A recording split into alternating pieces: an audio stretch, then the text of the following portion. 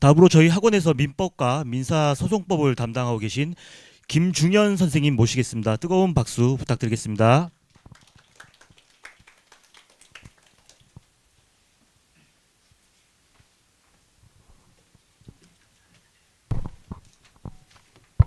인사드리겠습니다. 김중현 강사입니다. 자, 제 자료는 20페이지부터 있는데요.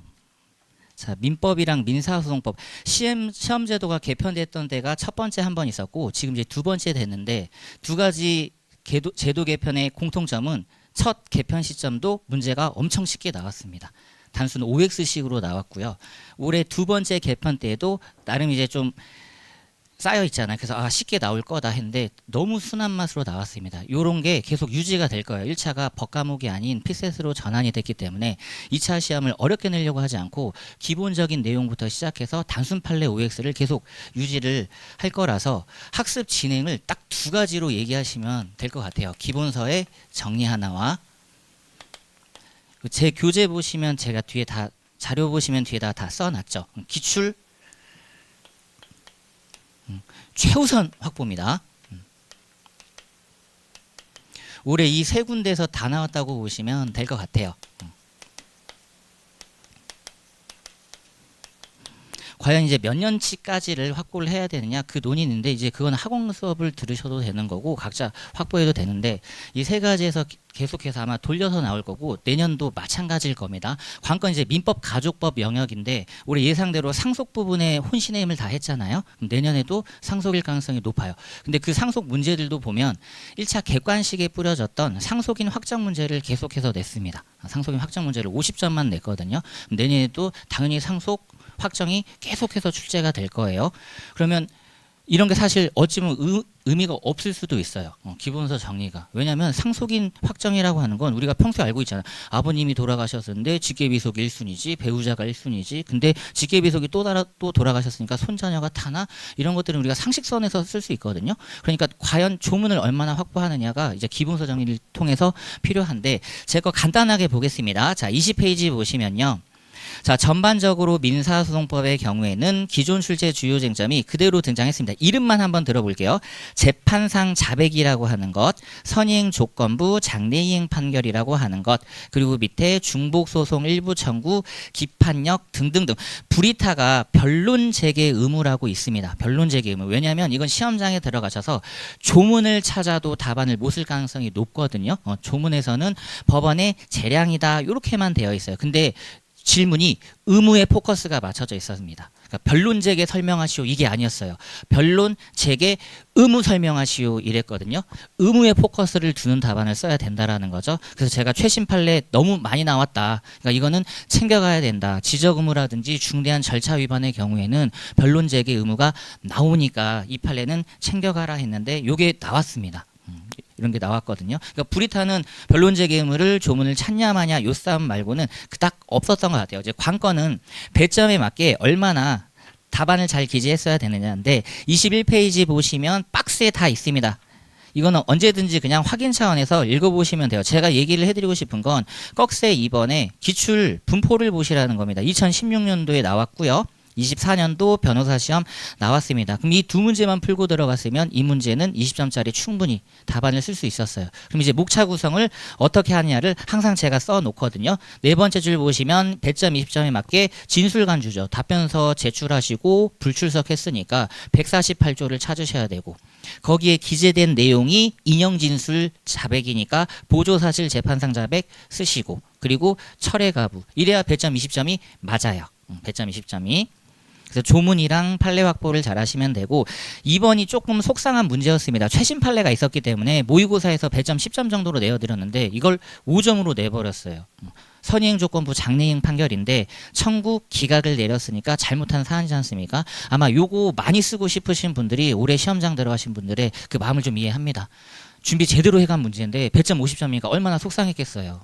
처분권주의를 엄청나게 많이 썼겠지. 최신 판례 근저당권 판례를 한 10줄을 썼을 거예요. 전 지금도 10줄을 쓸 수 있으니까. 근데 배점이 5점이었기 때문에 분량 조절이 조금 필요한 거였습니다. 우리는 이것도 생각을 해야 되거든요. 그래서 2번이 좀 속상한 문제였다. 속상한 문제였다. 그리고 민사소송법 2문으로 한번 들어가 보겠습니다. 뒤에 넘겨보시면요.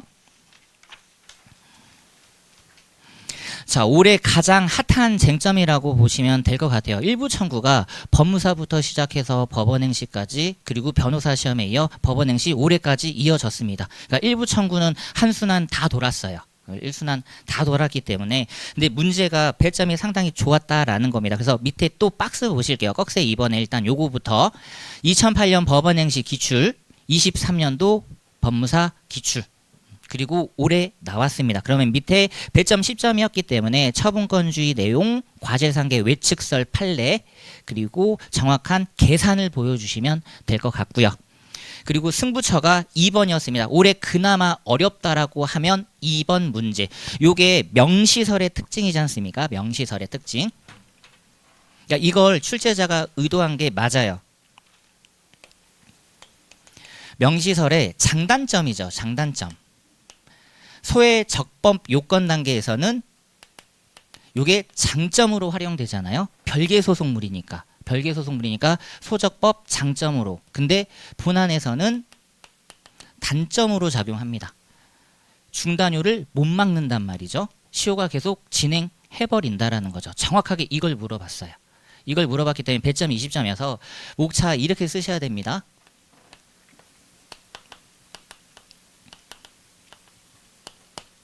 소송요건 선순위성에 따라서 이렇게 검토를 하셔야 돼요. 그게 질문 유형을 봤을 때 위에 보시면 법원은 어떤 판결을 내려야 하는가. 이건 앞으로 계속 보실 거예요. 법원 판결을 물어보는 두 가지 질문입니다. 사실은 어떤 의미냐. Q1 판결 여하를 물어보는 것. 요거는 배점을 보셔야 돼요. 배점 20점이니까 저는 그냥 기계적으로 소외 적법부터 청구의 인용까지 법원 판단 요 목차 구성을 그대로 따를 거고요. 그대로 따를 거고, 그리고 앞에 문제 있죠. 판결 찍고 적법 여부를 따져보지 않습니까? 셋 중에 하나겠죠. 처분권주의를 위반했거나, 변론주의를 위반했거나, 성명지적 위반했거나. 그러면서 제가 여기서 말씀드렸던 거예요. 성명지적 의무를 위반한 경우에는 법률 위반이고 상고 이유가 되기 때문에 이건 절차적 중대한 하자에 해당한다. 그러니까 변론 제기 의무가 나오는 사안이다 라고 여기서 언급을 해드렸거든요. 그러면 다 나온 거죠. 지금 여기서. 그러니까 나오는 트랙이 정해져 있다는 겁니다. 민사소송법은 주요 쟁점의 한정이라고 보시면 돼요. 그걸 남들보다 잘 써야 됩니다. 다시 민사소송법을 학습하실 때에는 내가 딱 시험장에 들어갔을 때 이 쟁점 나 알아. 주변에 있는 분들 다 아십니다.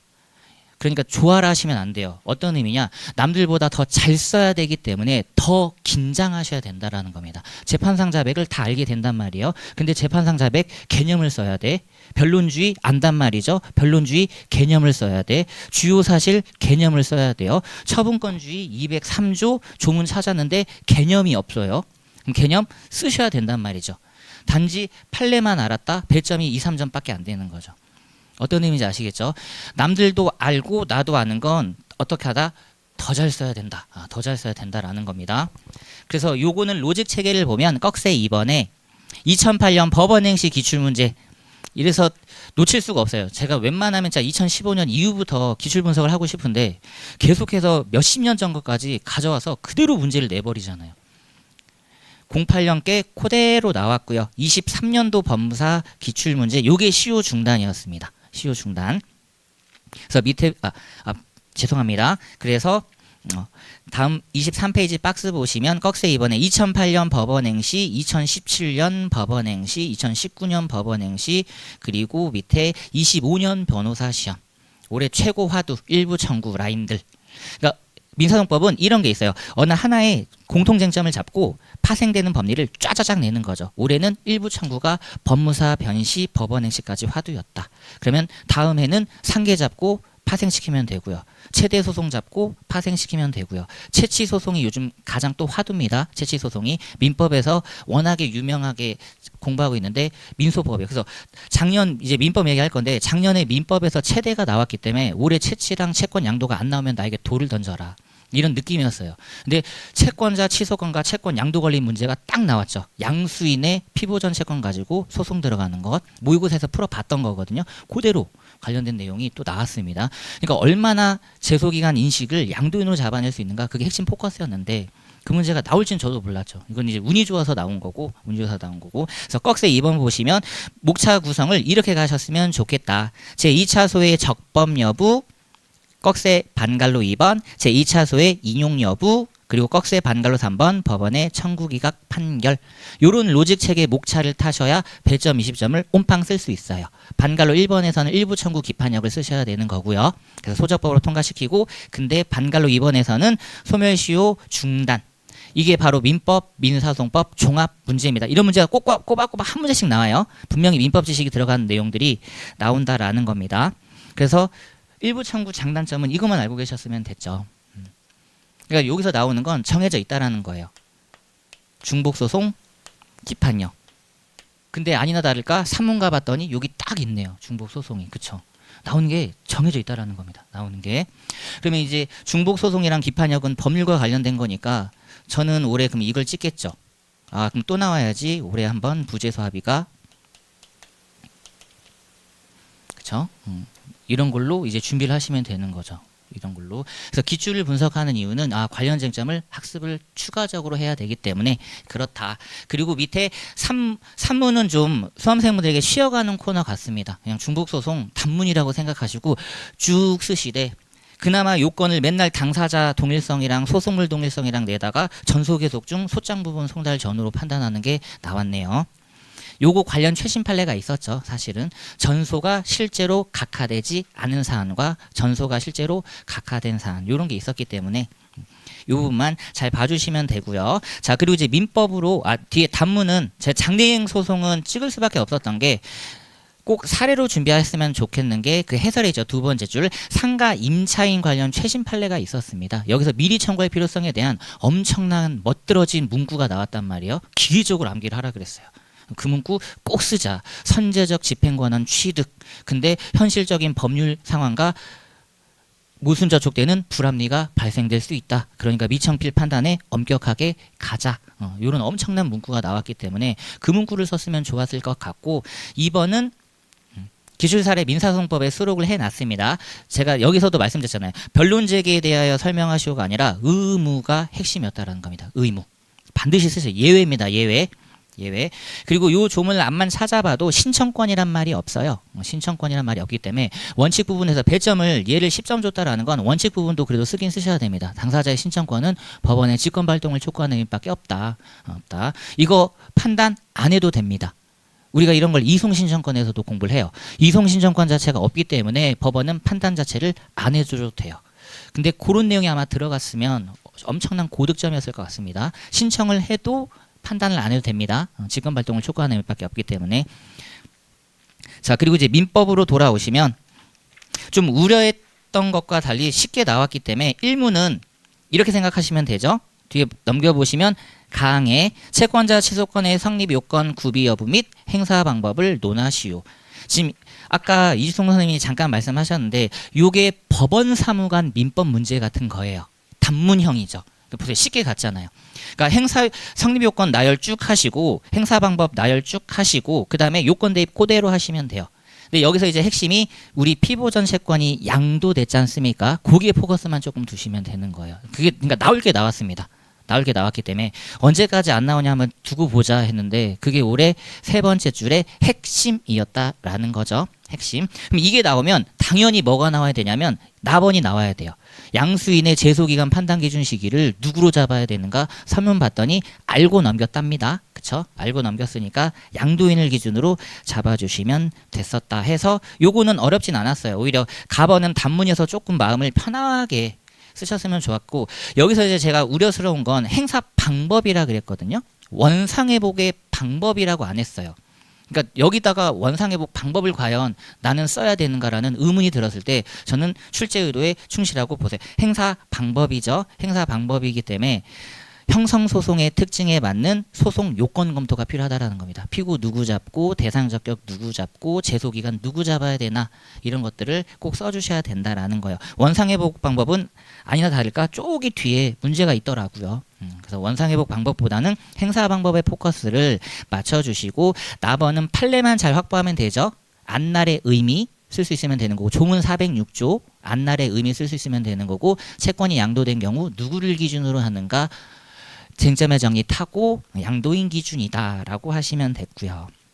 그리고 2번은 판례 두 가지를 정리만 해갔으면 됐죠. 선순위 저당권이 있는 경우와 사행위 이후에 저당권이 설정된 경우 두 가지만 머릿속에 암기하고 들어갔으면 얘는 그냥 풀리는 거거든요. 이 사안은 선순위 저당권이 있는 사안이 아닙니다. 그건 이미 기출이 됐어요. 선순위 저당권이 있는 경우에는 피담보 채권액을 공제하지 않습니까? 공동저당의 경우에는 368조에 따라 안분 공제를 하고요. 그건 이미 기출이 됐으니까 남은 건 얘였단 말이죠. 최신 판례가 있는 사안이었어요. 사행위 이후에 선의의 저당권을 취득한 자, 얘는 원물 가액 다 되는 사안입니다. 원물 가액이 다 되는 사안. 문제는 가액 들어갈 때 공제한다 안 한다? 안 한다가 핵심. 공제 안 한다가 핵심. 그리고 불이익을 감수해서라도 채권자가 원물을 구하는 것 막지 않는다. 사실 왜 제가 이 판례는 찍었냐면 우리 요거 다음 타자가 있잖아요. 그래서 원물 반환이 불능 나왔잖아. 원물 반환이 불능 나왔을 때 요거 판례가 있는데 요게 죽어라 지금 안 나오고 있어요. 그러니까 모의고사에서는 이것까지 풀어보는 거죠. 대상 청구가 됩니다. 대상 청구가. 근데 요게 최신 판례가 또 나와버린 거예요. 395조 전보배상청권 최신 판례가 또 나와버린 겁니다. 그러니까 무조건 찍어버릴 수밖에 없어요. 이 판례를 보려면 지금 딱 요 26페이지에 있는 2번 문제 사안부터 시작하셔야 된다는 겁니다. 원물도 되고 가액도 되는 사안이다. 그러면 이제 내년에 뭐 준비하시면 된다고요? 요거 준비하시면 되겠다라는 점. 그래서 가볍게 써놨습니다. 저도. 올해 문제는 강평도 저도 좀 수월해가지고 그 강도 5점이니까 되게 좀 속상했죠. 짓궂지 않아요? 나 진짜 잘하는 건 5점. 군대 같은 느낌이었어요. 배식 받으러 가는데 소세지 2개 막 이런 느낌이야. 난 소세지로만 다 먹고 싶은데 김치만 이만큼 막 주고 국만 이만큼 준단 말이죠. 얼마나 속상해요. 그러니까 다 똑같을 거야. 나 이거 잘 쓸 수 있는데 가번. 많이 쓰시면 안 됩니다. 아는 걸 많이 쓰는 게 아니라 출제자가 원하는 걸 많이 써야 되는 거예요. 출제자가 원하는 걸 쓰는 거지 내가 아는 걸 많이 쓰면 의미가 없습니다. 저 가번 보면은 얼마나 많이 쓸 수 있겠어요. 그렇죠? 지금 학설 공부 거진 안 하는데 책임설 막 상대적 효력설 거의 학설 공부 안 하는 상태에서 딱 5점짜리 쓰셔야 되고 멋들어지게 쓸 거면 나번 원상회복 방법 정확하죠. 원상회복 일반론 쓰시고 관련 판례 쓰시되 이제 여기서 지금 세 번째를 보세요. 선순위 저당권자가 존재하는 경우와 달리 이랬잖아요. 이제 이걸 내가 올해 답안에 얼마만큼 조금 또 녹였냐 이게 핵심이었을 것 같아요. 우리는 1을 공부하잖아요. 그리고 1을 공부하죠. 1을 공부해요. 예를 들면 이겁니다. A를 공부하고 B를 공부하고 C를 공부해요. 근데 시험은 이게 나왔어요. 이게 나왔는데 이걸 쓰면서 이렇게 쓰시는 분이 있단 말이죠. 이것만 쓰는 분과 이것도 쓰는데 이것과 달리 이거는 이렇게 쓰시는 분이 있단 말이에요. 그럼 배점 여기 들어가죠. 여기서 배점 차이가 벌어지는 겁니다. 이걸 안 쓰게 되면 이걸 완벽하게 써야 되는 거거든요. 완벽하게. 수석 합격자부터 최연소 합격자까지 만나서 얘기를 나눠보면 고민이 없습니다. 판례는 원문을 때려 박았단 말이에요. 원문을 20줄짜리면 20줄을 다 썼대요. 요거 나번 판례가 제 기준으로 한 15줄 정도가 나와요. 제가 쓰면은. 그럼 저는 원상회복 1번을 쓰고 15줄을 다 쓰고 여기까지 보세요. 지금 제가 말씀드렸죠. 이것까지 써버리신 분이 분명 나옵니다. 공부를 여기까지 해놨잖아요. 그쵸? 단계적으로 A, B, C까지 해놨는데 지금 A, B에서 시험 문제가 나왔어요. 근데 이것도 쓰신 분 나올걸요? 그리고 이와 관련하여 원물 반환 불능된 경우 대상 청구를 판례가 긍정하고 최신 판례 역시 민법 395조 전보배상 청구도 긍정한 사안이 있다. 이러면 출제자 입장에서는 벙치는 거지. 와, 플러스 알파네. 여기서 승부가 걸리는 겁니다. 공부한 건 활용해야 돼요. 속상해하지 마시고 활용하셔야 됩니다. 자, 그리고 민법 2문은 변호사 시험 기출문제가 그대로 나왔어요. 언제 나오나 했더니 올해 딱 나왔습니다. 자, 1번은 214조 기각인 사안이고요. 넘겨보시면 문제 2번은 모의고사부터 계속 풀어봤죠. 문제가 좀 더 좋았습니다. A가 가능한 항변이니까요. 두 측면에서 검토를 들어가시는 게 좋아요. 보세요. 이것도 문제 안에 답이 있잖아요. 선입견을 가지시면 안 된다라는 겁니다. 어떤 판례 사안인지 알죠? 소멸시효랑 제척기간이랑 중첩적용 가부 그 사안이란 말이죠. 근데 질문을 보세요. 질문을. 손해배상 청구의 소를 제기하고 A가 가능한 항변입니다. 이러고 싶지 않을까요? 전 이렇게 먼저 생각했을 것 같은데요.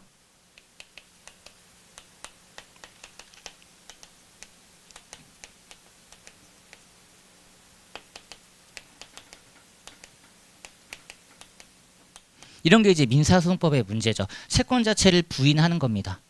채권 자체를 부인. 채권 자체는 있는데 나중에 부인하는 거죠. 이게 요건 측면. 요게 효과 측면.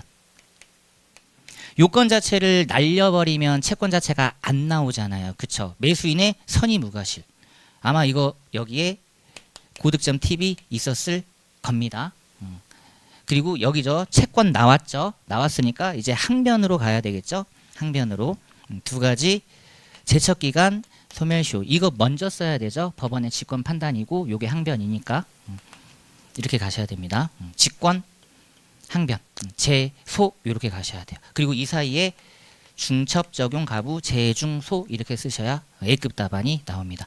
저 같으면 이걸 어떻게 답안 구성하냐면 요건 측면에서 가능한 항변, 효과 측면에서 가능한 항변 이렇게 목차를 잡는다는 거예요.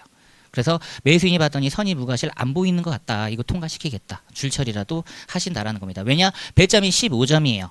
배점이 15점. 얘만 내면 저는 10점짜리로 모의고사로 드립니다.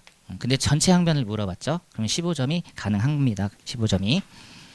자, 그리고 이제 변형된 사실관계는 그 첫 번째 시험제도 개편되고 나서요. 이렇게 유치권이 똑같이 나왔어요. OX, OX, OX 똑같이 나왔는데 딴 거는 문제가 안 되고 5번은 최신 판례 사안이니까 그대로 점유 관련돼서 쓰시면 되고 4번은 이미 기존의 기출이었습니다. 문제는 3번이었는데 유치권이 성립된 부동산 매수인 관련돼서 최신 판례가 쌓이고 있으니까 324조 효과 측면에 올해는 포커스를 두자. 작년에 요건 측면에서 시험 문제가 나왔으니까 올해는 324조 성관주 의무 효과 쪽에 포커스를 두자라고 하면서 모의고사를 풀어봤는데 여기서 이제 제 의문점은 3번이 문장이 애매했단 말이죠. 을이 Y 건물을 임대하여 유치권이 소멸했다라고 되어 있습니다. 그래서 여기 부분에 대해서 제가 박스 보시면 5번째 줄에 있거든요. 유치권자의 성관주의 의무 위반 그 자체로 유치권이 소멸되는 것이 아니라 유치권 소멸을 청구할 수 있다. 소멸 청구권이 부여되는 거지 소멸 그 자체가 아닙니다. 이걸 양분해서 쓰시는 게 고득점이지 않을까 싶어요. 선회해서 유치권 소멸 그 자체는 아니다. 324조는 소멸 청구권이다. 근데 이걸 선회해서 소멸 청구라고 주장한 거라고 한다 그러면 어떻다? 그거는 일응 타당하다라는 겁니다. 왜냐하면 법원이 성명 지적하면 되잖아요. 성명권 행사하면 되죠. 야, 너 지금 법조문 봤더니 이거는 소멸이 아니라 소멸 청구권인 것 같아. 근데 주장을 하긴 했잖아요. 충분히 소극적 성명을 통해서 이 사람의 주장을 명확하게 다시 할 수 있다라는 거예요. 그런 게 녹아 들어가 있는 문제. 그래서 이 문까지 봤을 때 승부처는 딴 거 없습니다. 바로 여기 3번인 것 같아요. 여기 3번. 소멸했다라고 되어 있기 때문에 오케이 주장 타당하다 이렇게 가시면 큰일 났다라는 게 제 개인적인 생각입니다. 소멸 청구권이 정답이에요. 소멸 청구권이. 나머지는 큰 문제 안 되고 그다음에 넘겨보시면 가족법은 그 해설 라인에 써놨죠. 예상했던 상속 포기 전압한 그리고 대습 상속권의 포기가 본위 상속권의 포기는 아니다. 판례 2개 끼고 다 나왔습니다. 이제 내년에 그 우리 선생님이 그때도 제가 말씀드렸는데 이제 올해 합격하신 분들은 괜찮은데 괜찮은데 내년에 합격하시는 분들은 이제 가족법 법이 개정돼서 주주쭉 시행이 되는데 그게 올해잖아요. 25년 부양이죠. 소위 말하는 구하라법부터 시작해서 근데 과거 부양료 전압한 최신 판례가 나와버린 거죠. 딱 시류에 맞게 올해 친족 영역까지 확대될 가능성이 높습니다. 그래도 순한 맛으로 나올 거예요. 순한 맛으로 나올 거고 민법 총칙에서 나올 가능성이 많죠. 민법 총칙. 그러니까 과연 제가 우려스러웠던 부분은 뭐냐면 산문으로 가족법만 독자적으로 나올 거냐. 아니다. 제3법이 1, 2, 3문으로 쭉 배치되고 부분 중간중간 가족법이 들어갈 거냐였는데 첫 해는 무난하게 독자 쟁점이었어요. 근데 이게 일관됐다고 생각하시면 안 될 거라는 겁니다. 그런 걸 항상 생각하시면서 가족법도 이제 무시할 수 없는 문제고 3번에 무식하게 25점으로 동시사망부터 해서 쫙 냈는데 모의고사에서 다 풀어봤던 겁니다. 여기 이제 친권자 지정 절차를 909조 관련 이하 내용을 정확하게 찾아주느냐가 핵심 포커스였어요. 사실 이런 건 2차로 봐서는 되게 어려워 보이는 거지 1차 분들은 1차 민법에서 푸셨을 때는 되게 쉬웠습니다. 제가 갖고 있는 1차 객관식 문제만 해도 14명이 등장하는 상속인 확정 문제도 있단 말이죠. 변호사 시험 기출 문제 보면 제대습까지 나온단 말이지. 이 정도면 깔끔하죠. 몇 명 나왔는지 아직도 기억이 생생합니다. 우리 집보다 적어요. 우리 집보다 적어요. 그리고 여기 2명씩 있지 않았습니까? 하나, 둘, 셋, 넷, 다, 일곱, 여덟, 아홉, 열. 우리 집보다 적단 말이에요. 우리 집은 지금 저는 물론 여기 있지만 다들 황금 연휴잖아요. 다 놀러 갔단 말이죠. 아버님 산소로 다 가셨어요. 불효자는 옵니다, 어머님 하면서 다 산소에 가 계시는데 거기 지금 모여 있는 분만 23명 정도 된단 말이죠. 근데 결국 제사 주제자인 저만 없어요. 그래서 항상 저는 제사주 할 때 저 설명합니다. 요거 전화판 이제 우리 올해 준비할까요? 이러면서 항상 이제 올해 준비하시면 되겠죠. 종중까지 끼고 있는 제사주제자. 저 없어도 돼요. 다른 분들 많으시니까. 그래서 여기까지 저는 하고 공부 방법론은 지금 아마 정말 많이 들으셨을 거예요. 많이 들으셨을 겁니다. 전 딱 한마디, 열심히 하는 건 중요하지 않아요. 열심히 하는 건 중요하지 않습니다. 죄송합니다. 열심히 하는 건 중요하지 않아요. 잘하시는 게 중요해요. 시험은 잘해야지 붙는 거지 열심히 하는 분을 합격시키지 않습니다. 저는 여기까지 마무리 짓도록 하겠습니다. 고생 많으셨습니다.